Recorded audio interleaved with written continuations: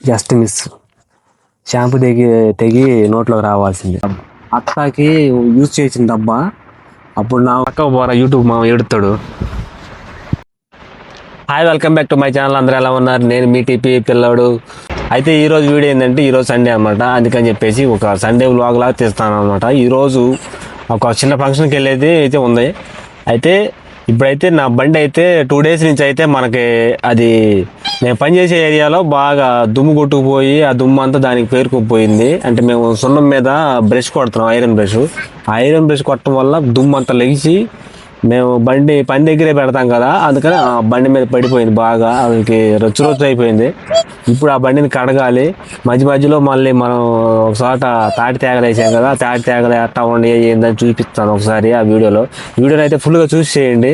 వీడియోని ఎక్కడ స్కిప్ చేయమాకండి. నైట్ అనగా నేను బట్టలు వేసి పడుకున్నాను. ఇప్పుడే బట్టలు వేసుకుందామని ప్రిపేర్ అవుతాను. మళ్ళీ టాయిలెట్ చూపిస్తున్నారు అనుకుంటారు, అందుకని చెప్పేసి షర్ట్ వేసుకుంటున్నాను.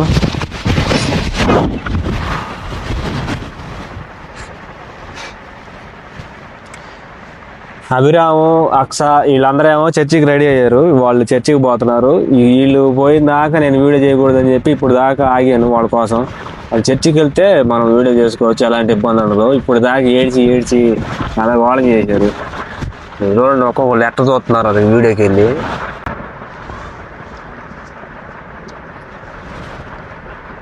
ఎట్టడా ఎట్ట చూస్తున్నారు అదికి మీకు అభిరామ్.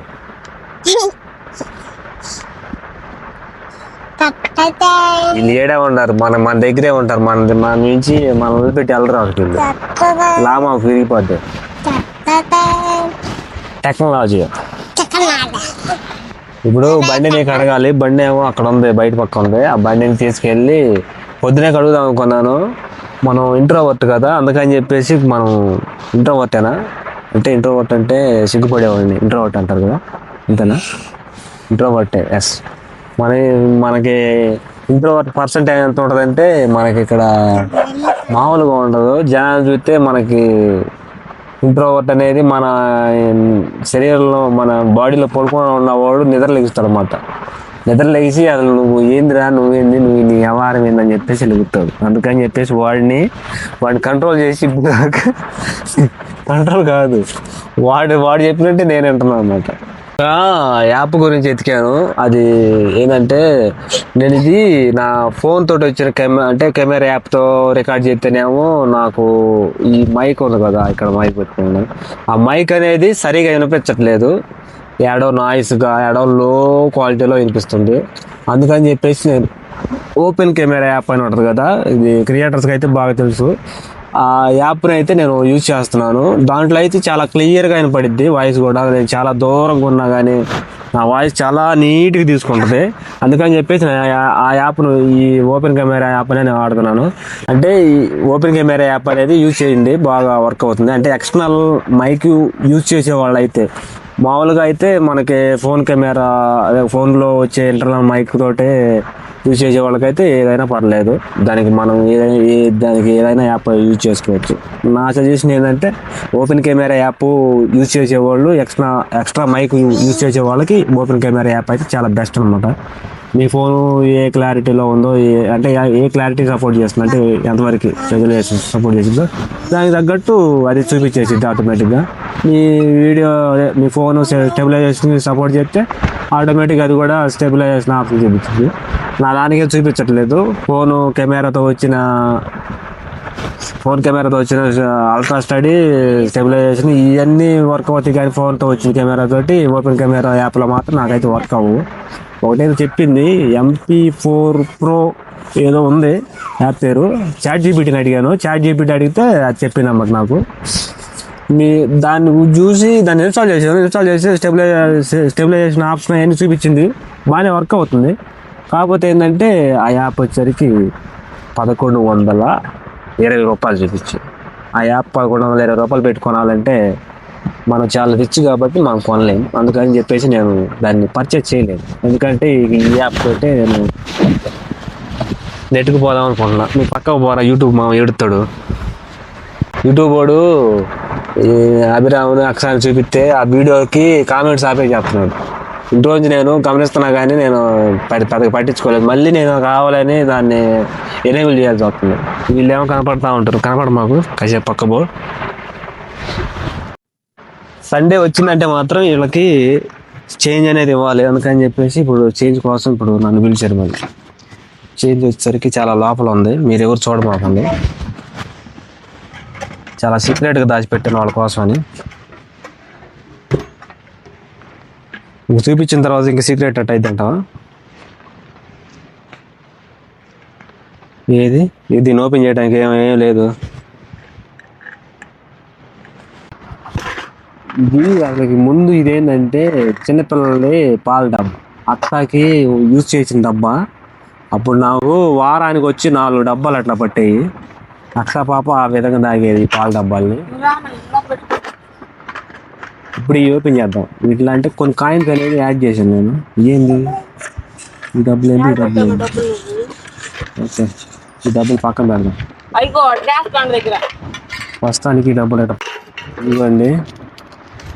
నేను ఈ కాయిన్ కలెక్షన్ అనేది కలెక్ట్ చేస్తున్నాను, ఎందుకంటే ఏదో రోజు నేను కూడా ఒక బిలియనియర్ అయిపోవాలని.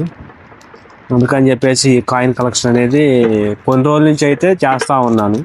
ఈ కాయిన్స్ ఇప్పుడు దాకా నేను కలెక్ట్ చేసిన కాయిన్స్, ఈ కాయిన్స్లో మ్యాక్సిమం మనకి ఏదో ఒకటి సింబల్ ఉంటుంది అన్నమాట. సింబల్ అంటే ఏదో ఒక ఫోకస్ అవ్వదు, ఏదో ఒక బొమ్మ ఉంటుంది. బొమ్మ అంటే ఏదో ఒకటి అట్లా కనపడుతుందా? ఇట్లా ఏదో ఒక బొమ్మ ఉంటుంది. 10 రూపీస్ కాయిన్స్ అని ఇట్లా మనకి రకరకాల కాయిన్స్. ఇదొక కాయిన్. ఈ కాయిన్లో ఎవరో తాతలు ఉన్నారు, ఎవరో 2-3 తాతలు. కాని తాత ఉన్నాడు, ఇంకొక తాత ఎవరో మరి మనకి. నువ్వు గాలేమో రాజా.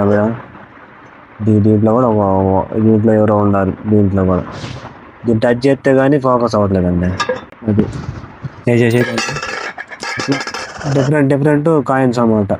1 రూపీ కాయిన్ ఇట్లా. వీటన్నిటి గురించి నేను ఫుల్గా చెప్పలేను. ఉండు, ఇది 5 రూపాయల కాయిన్. ఈ 5 రూపాయల కాయిన్ మీద కూడా ఆధారపడ్డాడు.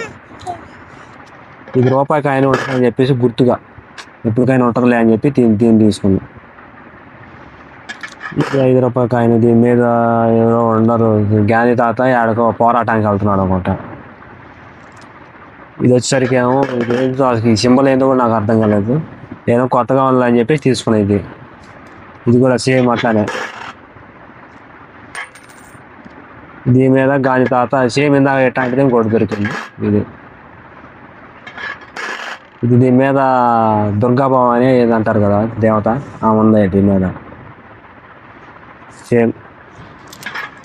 ఇది పడిపోయినా ఉండు. ఇది వచ్చేసరికి ఏంటంటే అదే ఆర్బీఐ బ్యాంక్ మీద ఉంటారు కదా గుర్తు, రిజర్వ్ బ్యాంక్ వాళ్ళది గుర్తు అనుకుంటుంది. ఇది సేమ్ అంతే. ఇది 2 రూపాయల నోటు మీద. ఈ వీడియోని ఏమన్నా కాయిన్స్ అవసరమైన వాళ్ళు చూస్తారని చెప్పి తీస్తున్నాను, వీడియోలో చూపిస్తున్నాను. చూడాలనుకుంటే చూడండి, మీరు కూడా లేదా స్కిప్ చేయండి. ఇది 75 ఇయర్స్ అయిన సందర్భంగా చేసింది కాయిన్ అన్నమాట, 5 రూపీస్ది. ఇది ఏంటిదా మరి? ఇది అంతకుముందు మనకి 50 పైసల మీద వచ్చేది ఈ సింబల్.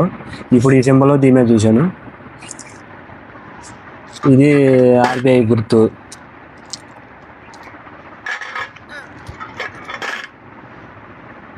దీని స్పెషాలిటీ ఏం లేదు, కానీ ఏదో బాగుందని చెప్పి పెట్టేసాను దీన్ని. ఇది కూడా ఇందాక అట్లా సేమ్ కాయిన్ పెట్టేసి. ఇది పోతే ఇది రూపాయి. ఇక వీటి పేరు వచ్చేసరికి వీటికి కొన్నిటికి ఇలాగా అంటే రస్ట్ పట్టి ఉంటుంది. వీటిని ఎట్ట అంటే వీటిని ఎట్ట క్లీన్ చేయాలి నాకు అర్థం కావట్లేదు. చూడాలి, కొన్ని యూట్యూబ్ వీడియోలో చూస్తే కానీ అర్థం కాదు మనకి. ఇవి లావులు వేసి రూపాయి కాయిన్ పాతది. ఇది 10 పైసలు అనుకుంటా. దీని 10 పైసలు అని చూడండి, 10 పైసలు. ఇది కూడా బాగా క్లీన్ అయితే బాగుండిద్ది. ఇది కూడా 10 పైసలే. ఎన్ని తవ్వకాల్లో బయటపడ్డాయి ఇవన్నీ. ఇది 5 పైసలు. 5 పైసలు 1981 అనుకుంటా, 81 ఎప్పుడుదో. ఇది 20 పైసలు. 20 పైసలు, 10 పైసలు. ఇందాక ఈ సింబల్ ఇంచుమించు ఇట్లాంటి సింబల్ ఒకటి వచ్చింది మనకి, గమనించారు లేదు? ఇది నా దగ్గర ఉన్న కాయిన్ కనెక్షన్. ఇక పోతే ఈ మనీ వేరే వాళ్ళు, మనవి కాదు. యాదా అయిపోతే అట్ట. ఇప్పుడు దాకా కాయిన్ కలెక్షన్ చూసాము. ఇప్పుడు బైక్ అయితే కడిగేసేద్దాం. టైం 11:30 అవుతుంది. ఇప్పుడు దాన్ని మా నాన్న వాళ్ళు చర్చికి పోయేసరికి ప్రిపేర్ చేయాలి. మా నాన్న, నేను, అక్ష పాప, అభిరాము నలుగురం కలిసి వెళ్తాము. మా నాన్న బండి తోలలేకపోతున్నాడు, అందుకని చెప్పేసి మా నాన్న మేము నలుగురం అట్లా పోదామని ప్లాన్ చేసుకున్నాము. ఇప్పుడు బైక్ని అయితే క్లీన్ చేద్దాం. అసలు బైక్ ఎలా ఉందో చూపిస్తాను ముందు మీకు. బైక్ చాలా చండాలం అయిపోయింది, దుమ్ము కొట్టుకుపోయింది ముందు. అందుకే 1-2 సార్లు అయితే బండి కూడా కింద పడిపోయింది. చాలా బాధ అనిపించింది. ఆ గీత పోవాలంటే ఏం చేయాలో అర్థం కావట్లేదు. స్టిక్కరింగ్ చేపిద్దామా లేకపోతే ఏం చేయాలో అర్థం కావట్లేదు. బైక్ని ముందు క్లీన్ చేయాలి. మా ఫ్రెండ్ ఒకడు బండికి పేరు పెట్టమని అంటున్నాడు. మీరు ఏదన్నా ఒక పేరు సజెస్ట్ చేయండి, నేను ఆ పేరుని యూజ్ చేస్తాను. బండి గురించి చెప్పినప్పుడల్లా ఆ పేరుని అయితే యూజ్ చేస్తాను. పెట్టేసావా? Okay, good. ఇప్పుడైతే బండి దగ్గరికి వెళ్ళిపోయి బండిని అయితే సర్వీసింగ్ పాయింట్లో పెట్టేసి నీట్గా బకెట్లతోటి వాటర్ తెచ్చేసి కడుగుతా. ఇక ప్లాన్ చేసేద్దాం. ఛార్జింగ్ ఎంత ఉందో మరి. ముందు ఒక షాంపూ ఒకటి తీసుకుందాము. షాంపూలు ఉండే లేవు. జుట్టు బాగా పెరగడానికి మీరా షాంపూ వాడుతున్నా బైక్కి. నేను తొనగట్లా ఒక చేతితోటి.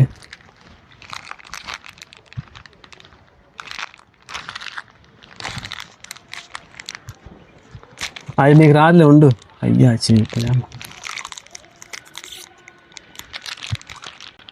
Just miss. షాంపూ తెగి నోట్లోకి రావాల్సిందే. Just miss. ఇది పట్టుకో. అరే మర్చిపోయి ఈడికి పట్టించామంటే ఈడు గందరగోళం చేస్తాడు.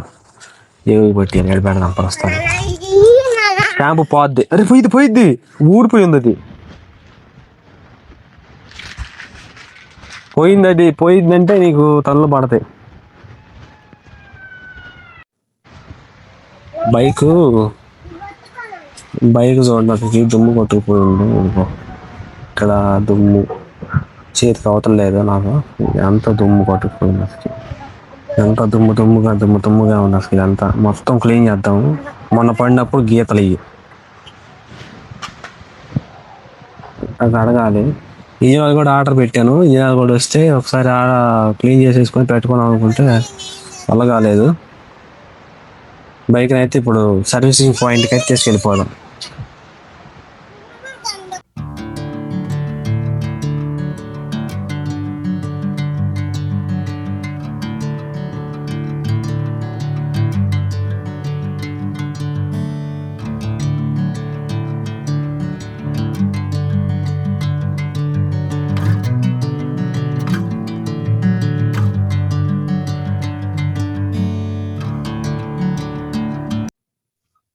బండి కడగటం అయితే అయిపోయింది.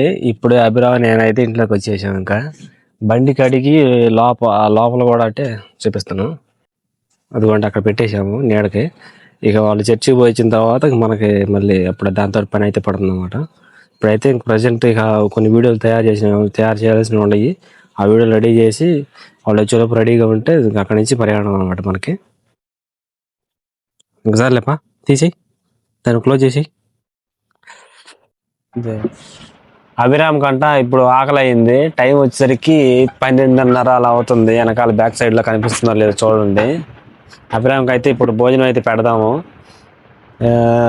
మళ్ళీ వాళ్ళు వచ్చిన దాకా ఉండాలంటే మాత్రం అభిరామ్కి చాలా ఆకలి అయింది, చాలా ఇబ్బంది పడతాడు. అందుకని చెప్పేసి భోజనం పెడదాం అభిరామ్కి. అందరు చర్చికి పోయారు కదా, అందుకని చెప్పేసి నేనే పెట్టాలా, తప్పదు. ఇక అభిరామ్ రారా.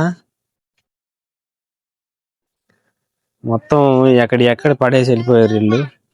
నీకు ఏ గిన్నెలో పెట్టేదా, చిన్న గిన్నెలో పెట్టేదా,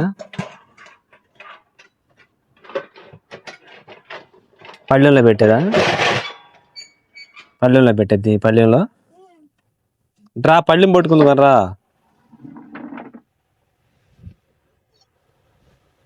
మర్చిపోయాను, నేను ఒకటి మీకు చూపించాలనుకుంటున్నాను. ఏంటంటే మేము రైస్ అది పళ్ళెం పట్టుకో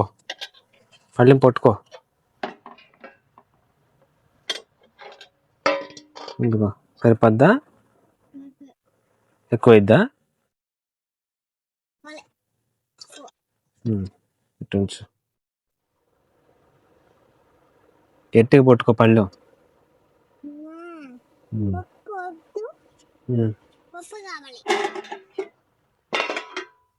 పచ్చడి వద్దా? పచ్చడి దా, పప్పు వద్దా?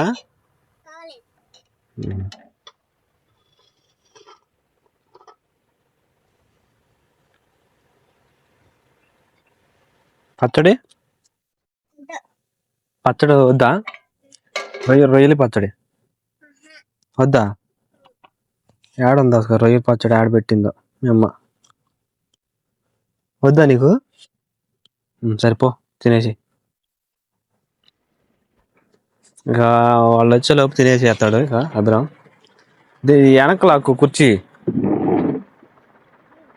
తినేసేయి, సరేనా? ఇప్పుడు అలాగే సండే కదా, ఈ వీడియో తీసే టయానికి ఈ రోజు అయితే ఈ ఇంజిన్ ఆయిల్ బాటిల్ అయితే ఆర్డర్ పెట్టింది, ఈ రోజుకి అయితే వచ్చిందన్నమాట.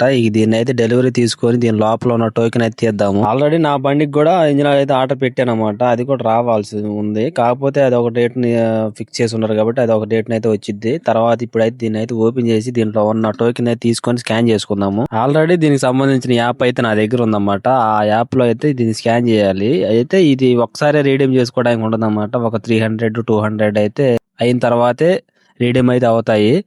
అందుకని చెప్పేసి ఈ టోకెన్ అయితే తీసుకుంటున్నాను. ఈ టోకెన్ కూడా మనకి 40 రూపీస్ అలా పడి, ఇంజిన్ ఆయిల్ డబ్బా వచ్చేసరికి 540 అలా పడుతుంది అన్నమాట. ఇక చర్చి అయిపోయిన తర్వాత మా నాన్నగడ అయితే వచ్చాడు అన్నమాట. ఈ లోపు నేను కూడా రెడీ అయ్యాను. ఇక అభిరామ్ అయితే వాటర్ పట్టమని చెప్పేసి అన్నాను. ఈ వాటర్ బాటిల్ తీసుకొని ఆ వాటర్ అయితే పడుతున్నాడు అన్నమాట. ఒక్క చుక్క కూడా నీళ్లు కింద పోకుండా పోతున్నాడు వాడే. అసలు ఏమి ఒక్క చుక్క కూడా పోలేదు. అందరూ బిజీలో ఉండారని చెప్పి అభిరామే వాడు కావాల్సిన వాటర్ అయితే దాంట్లో పోసుకుంటా ఉన్నాడు అన్నమాట. ఇక మంచులు పట్టడం అయిపోయిన తర్వాత అభిరామే తీసుకెళ్ళి అయితే బండ్లు అయితే పెట్టేశాడు. ఇక నేను కూడా రెడీ అయ్యి బండి అయితే ఎక్కేసి వెళ్ళిపోవాలి. గాలి అయితే మాత్రం అసలుకి భయంకరంగా తోలుతుంది. ఈ గాలిలో అసలు ఎట్లా పోవాలో కూడా అర్థం కాలేదు. ఈ టైంలో అయితే మా నాన్న అయితే లేపాడన్నమాట జర్నీ చేయాలని చెప్పేసి. మా ముసలామేమో ఆల్రెడీ వెళ్ళిపోయి ఉంది ఆ ఫంక్షన్కి. ఇక మేము కూడా చిన్నగా ఈ గాలిలో ప్రయాణం అయితే చెయ్యాలి. మాకు దగ్గరగా ఒక 1.5 అవర్లో 1.5 కూడా పట్టదు, ఒక హాఫ్ అన్ అవర్ అలా అటు ఇటుగా పట్టిద్ది అన్నమాట మాకు. ఇక మేము బయలుదేరి వెళ్తుంటే గాలి మాత్రం చూడండి అసలు ఎట్ట కొడతా ఉంది. అసలు ఈ గాలిలోనే పోతా ఉన్నాము. ఇక్కడికి వచ్చిన తర్వాత అయితే మాకైతే గేట్ అయితే వేసేసి ఉంది. గేట్కి వెళ్ళి నుంచి అయితే వెళ్ళటానికి లేకుండా అవతల గేట్ అయితే బాగు చేస్తున్నారు అనమాట. ఈ రూట్ చూస్తేనే ఈ రూట్ అయితే క్లోజ్ అయిపోయి ఉంది. ఎటు పోవాలో కూడా అర్థం కాలేదు. మా నాన్న ఏమో మా వాళ్ళకైతే ఫోన్ చేస్తున్నాడు ఎటు రావాలని చెప్పేసి. ఈ రూట్ని అయితే పోవాలనుకుంటున్నా, బహుశా బళ్ళు అయితే ఇటు తిరిగి ఉన్నాయి అన్నమాట. ఇక మేమైతే ఇక ఎటు పోవాలో కూడా అర్థం కాలేదు. అభిరామ్ ఏమో ట్రైన్స్ వస్తాయి అని చెప్పి ట్రైన్ చూద్దాం పదా అని చెప్పేసి గేట్ కాడికి పోదామని అంటున్నాడు. ఇక వాడి కోరిక మేరకు అయితే ఇక గేట్ దగ్గరికి అయితే వెళ్ళంగానే కాసేపటికి అయితే ట్రైన్ అయితే సౌండ్ అయితే వినిపించింది. దానికోసం వెయిట్ చేస్తా ఉంటే అది ఎంతసేపటికి అయితే రాలేదు. ఇంకొంతసేపటికి అయితే ఇదిగో ఇట్లా అయితే ఒక మెమో అయితే వచ్చింది. విజయవాడ మెమోనో లేకపోతే తెనాలి మెమోనో. ఇక ఇది పోయిన తర్వాత అయితే మేము రూట్ కోసం అని చెప్పేసి ఇందాక చూపించిన బాటలు అయితే వచ్చాము. ఇక్కడికి వచ్చి చూస్తేనేమో ఈ రకంగా అయితే అడ్డం పెట్టి ఉండయి. ఎటు పోవాలో కూడా అర్థం కాలేదు. ఒక పక్క ఏమో వాగు ఉంది, ఒక పక్క నుంచి ఏమో ఈ రాళ్ళు అడ్డం పెట్టి ఉండయి. ఇక మాకేమో అర్థం కాక నేనైతే బండి దిగి చూసి చూద్దామనేది ఈ దగ్గరకు అయితే వచ్చాను. మా నాన్న ఏమో దిగి వెళ్ళి దెబ్బై పోదామని అంటాడు మా నాన్న. నేనేమో దిగబడిపోద్దులే అని చెప్పేసి నేను ఇంకా నిర్ణయం అయితే మార్చుకొని మళ్ళీ ఇంక వేరే రూట్ని అయితే వెళ్దామని మళ్ళీ ఫిక్స్ అయిపోయాము. ఎంతసేపు చూసినా కానీ ఇంక ఇటు ఎవరు రావట్లేదులే అని చెప్పేసి నేను ఇంకా ఫిక్స్ అయిపోయి ఇంక బ్యాక్ సైడ్ అయితే వెళ్ళిపోయాము. ఇందాక చూపించిందేమో అమ్మనం రోల్ గేట్ అన్నమాట. ఇదేమో రాపర్ల గేటు. ఇంక రాపర్ల గేట్ దగ్గరికి అయితే వచ్చాము. ఇక్కడికి వచ్చిన కాడి నుంచి అయితే ట్రైన్లు అయితే ఎక్కువ వస్తా ఉండే కానీ ట్రాఫిక్ కూడా ఎక్కువ అవుతా ఉంది. ఇక నేను ఫంక్షన్ దగ్గరికి వెళ్ళిన దగ్గర అయితే ఏం వీడియో అయితే తీయలేదు. ఇంకా మళ్ళీ అయితే మొత్తం ఫంక్షన్ అయితే కంప్లీట్ చేసుకొని మళ్ళీ రిటర్న్ అయితే అయ్యాము. మళ్ళీ గేట్ కాడికి అయితే వచ్చేసాము అనమాట.